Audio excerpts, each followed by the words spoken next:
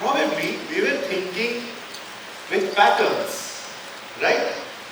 Hi everyone, I'm Kalyan Rathore. My life is filled with patterns and therefore I create sculptures.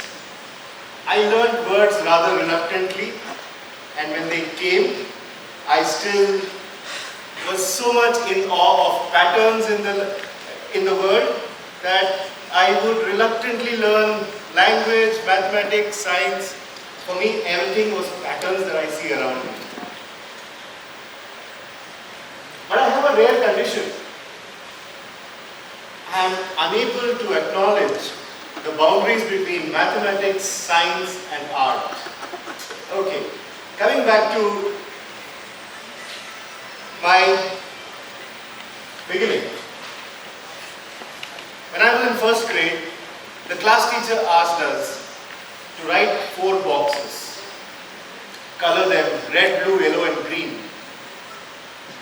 And this is what the class drew. I, having forgotten to take my color pencils, drew this. And as you would expect, I got a well-deserved punishment for it. So that was the beginning of my education. So what am I trying to communicate here? The point I'm trying to make is, as babies, we already were thinking beings. Our mother's smile was a pattern. A sibling playing around us or doing his antics were patterns that we actually recognized. But somewhere down the line, we started associating words with everything we had learned in terms of patterns. Right? So, I feel at some stage, as essential as it was for us to learn a language, did we barter one beautiful skill for another? And does that mean, is there some way we can relearn the skill that we were born with? That is, to understand patterns and to enjoy the beauty of geometry around us. To never be able to let go of a shape that we see in nature. This program itself is called Tessellate. Tessellation or tessellate owes its origin to the Greek word tessera. Tessera basically is the Greek for number 4. And by extension, it can also mean a tablet, a square, or a tile. So what are tiles? Aren't we all familiar with tiles? Anybody who has done a construction of their home, you go to the bathroom, you see tiles. You go to your living room, you see tiles. Tiles are something that you purchase and you lay on your floor. Now what is the floor? The floor is a 2-dimensional surface. And we say tiling. They are mostly squares, sometimes rectangles. But does it have to stop there? We can also have triangles and hexagons. But why am I telling you all this? Am I going to talk about architecture? Am I going to talk about constructions? No. Perhaps there is a deeper connotation to the word tiling itself. Tiling doesn't have to stop with architecture and design. It has a lot more to do with mathematical thinking and tessellation. Let me take you through the journey of my learning as a sculptor, what I discovered. Now, if you will indulge me for a moment, I would like to do a small experiment. So I'm standing here and I take 1, 2, 3 steps forward. I take a right turn, 90 degrees, 1, 2, 3 steps. Now, right turn, 1, 2, 3, again. Can I say I'm back at the origin? Why not? Because I took 90-degree turns and I just turned twice. However, can I be absolutely right in another scenario? Perhaps yes. Because I walked on a plane surface, I was not back at the origin. If I had a sphere to walk on, I would be back at my origin, right? So welcome to the world of 3-dimensional thinking. We just made a jump from two-dimensional thinking to three-dimensional thinking. What changed? We started using the surface of a sphere in this case. But any surface that breaks away from being a planar surface will give you so much more to think about in terms of forms and shapes. My fascination with 3D forms really began when I first, I think with my dad, went and had a tender coconut. So when the tender coconut guy started chopping at the coconut, every time his sickle fell on the nut, a piece would fall away. And have you noticed what happens when the first piece comes away? From being almost like a football size shape, one chip comes away and it reveals a shape. Now what is that shape? That is the plane that you have cut away from the main nut. What happens next? You start getting variety of shapes. And on the rightmost extreme, here recently I had this fascination always to go to one of these vendors and request him to cut the coconut in all the sides to give me a polyhedron. That's a new word again, a new word for a pattern. I learned that some time ago. So what next?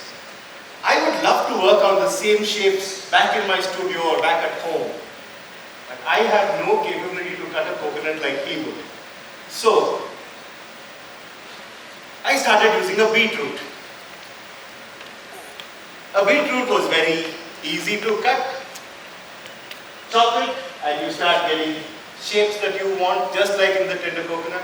So I'm converting an amorphous shape of a beetroot into a polyhedron that I can call my own.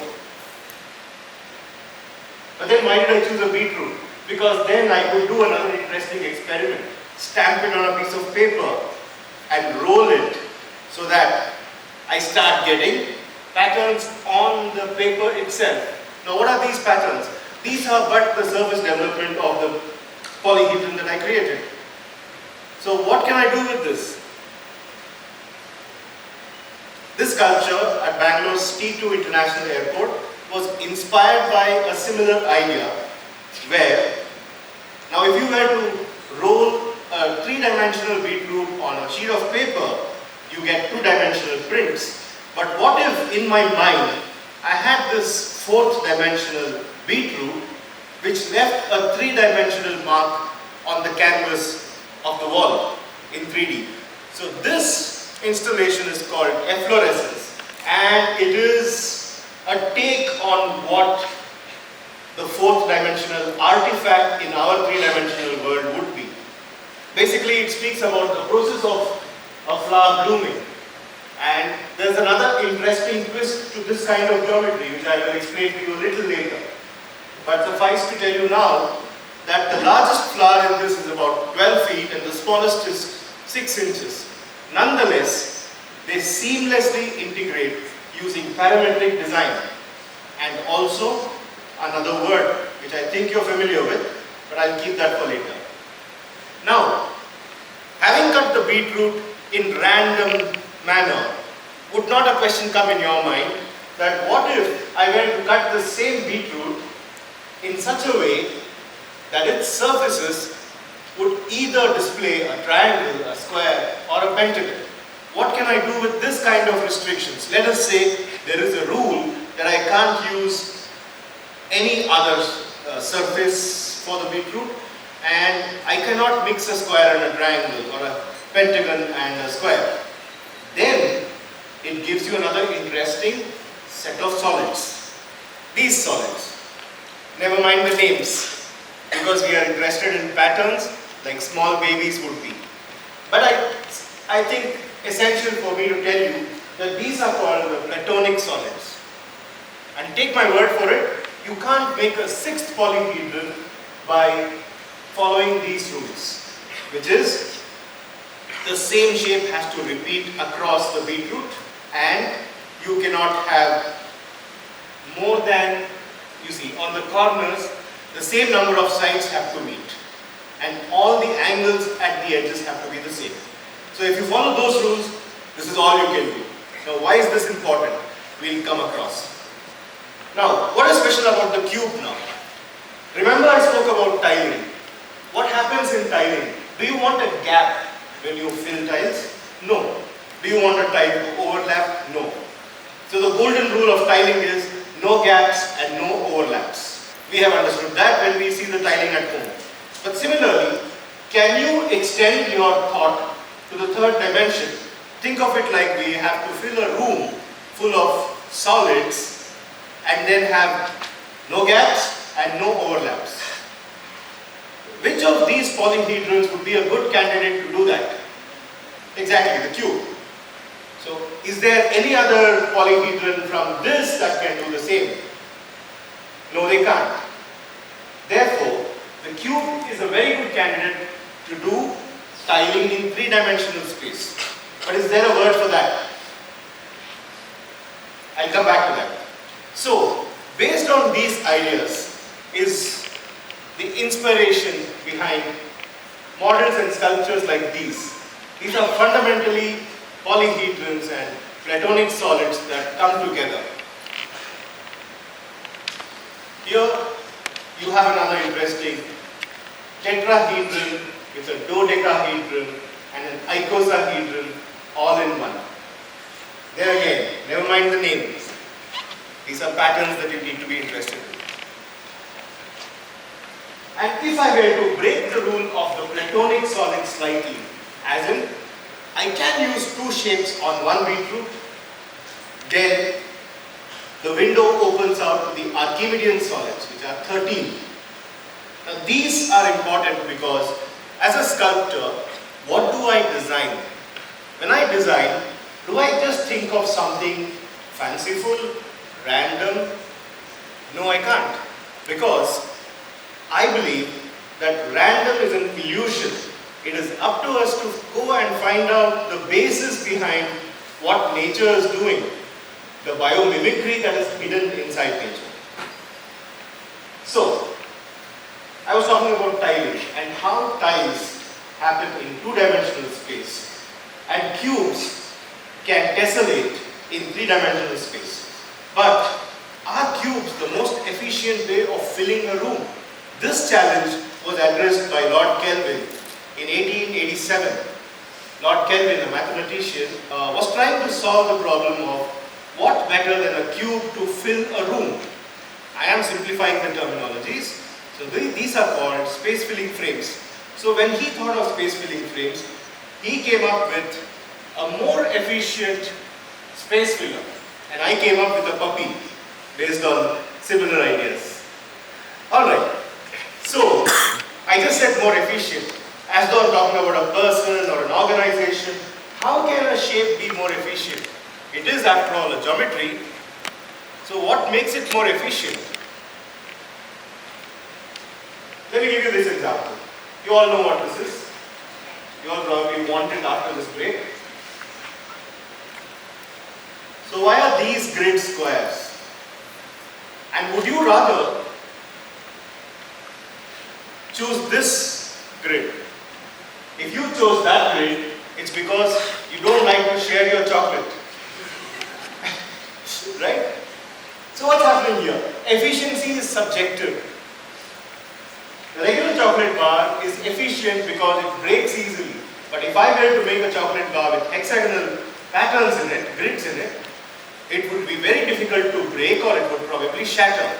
So you can easily tell your friends that, no, not this bar, I can't share this, and eat it all by yourself. So that's the efficiency I'm talking about. And based on the same principles, when I got an opportunity to create a sculpture using just photo paper, I fell back on biomimicry and the beehive structure, which is mostly hexagonal in a way. So the photographs were folded into triangles, and those triangles then became hexagons. The hexagons tessellated across the panel. And when these panels come together, I was able to create a sculpture at 16 feet height with no internal structure, and I won a Guinness World Record for this sculpture.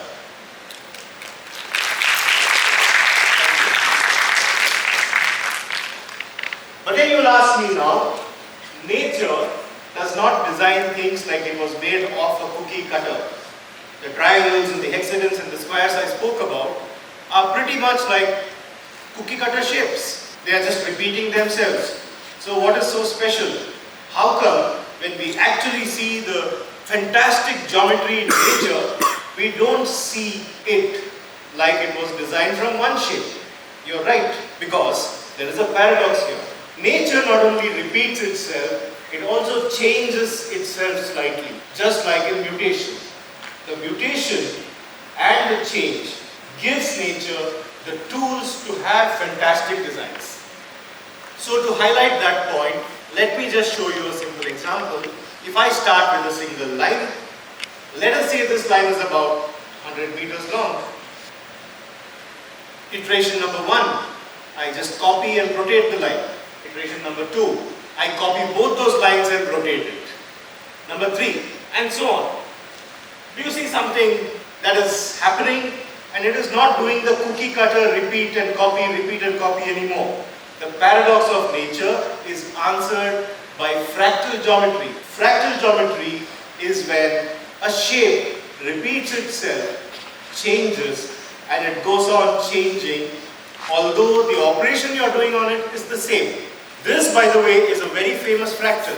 It's called the dragon fractal because it starts to appear like a dragon, and very famous because it is featured in the Jurassic Park novels chapter pages. But what else can it do?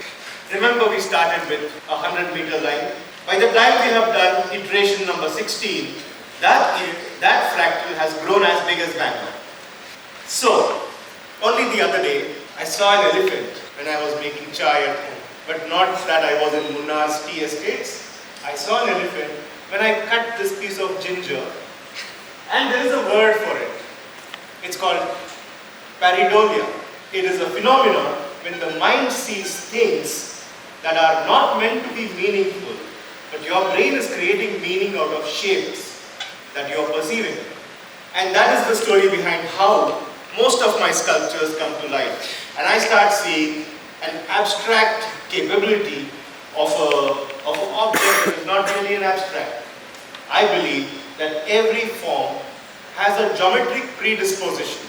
It really wants to become geometric, and when I capture that in my sculptural form, I employ all the principles of biomimicry, the fractals and the polyhedrals to come up with forms that I hope captures the essence of tessellation. And tessellation is not just in geometry, it is virtually everywhere. I believe life is a tessellation. The patterns we share as human beings, the patterns we are a part of a larger cellular structure, whether it is our city, our community, our country, or the world at large. So may I welcome you all to now start seeing your position in the society, in the family, in the institution as part of a much larger tessellation.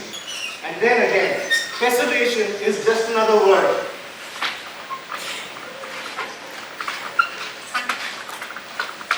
For patterns that we don't understand. So welcome to the world of tessellation and patterns, the way I see life. Thank you so much.